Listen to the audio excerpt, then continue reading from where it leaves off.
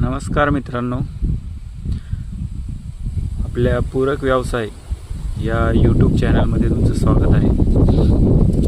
मित्रांनो, आज थोडं शेतीबद्दल बोलूया. आपण आपल्या शेतामध्ये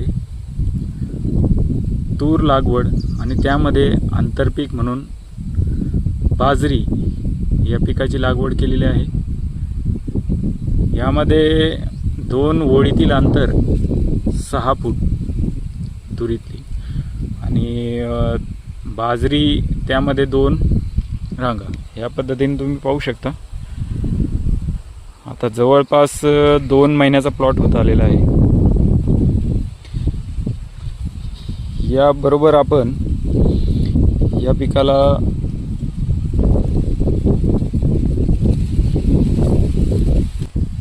पेरणी वेळेस खत दिलेलं असून त्यामध्ये 10-26-26 प्लांटो या मिश्र खताचा वापर केलेला आहे. एकरी 2 बॅग याप्रमाणे. बाजरीसाठी आपण तेच खत वापरलेलं असून नंतर जवळपास 25 ते 30 दिवसांनी आपण एक युरियाचा थोडासा डोस दिला होता, 25 किलो याप्रमाणे एकरी. तर पाहू शकता आता हे तुरी खुडणीला आलेले आहेत.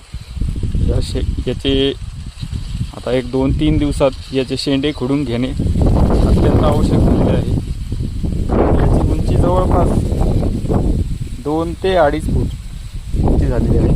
प्रथम शेंडा खुडणी केल्यानंतर आपण दुसरी शेंडा खुडणी 60 दिवसाच्या नंतर, समजा अजून 20-21 दिवसांनी दुसरी खुडणी करणार आहोत.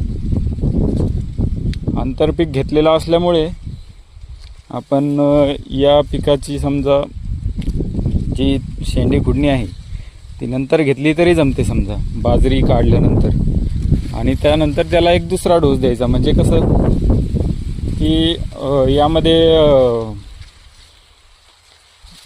तूर पसरण्यासाठी व आत्ता जर समजा खत वगैरे दिलं त्याला, तर खत वगैरे देण्याचं काही गरज पण वाटत नाही मला.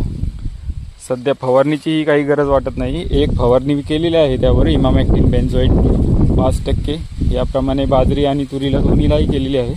ती फक्त एक प्रिकॉशन म्हणून अळीवर्गीय पिकासाठी केलेली आहे. आपण पाहू शकता मित्रांनो, हा प्लॉट अत्यंत सुंदर बसलेला आहे.